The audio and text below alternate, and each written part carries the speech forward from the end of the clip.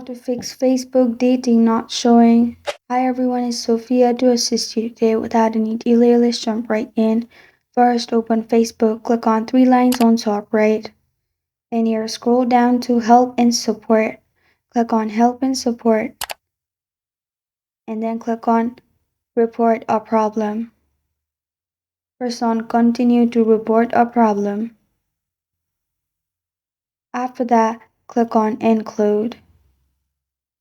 After you've clicked on Include, you will find all these options.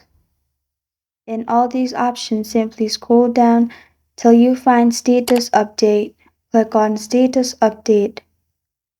In here, type in, I do not have dating option on my device. Help me. After that, click on Send at top right corner of your screen and you're good to go. After that, Facebook will get back to you and fix your problem.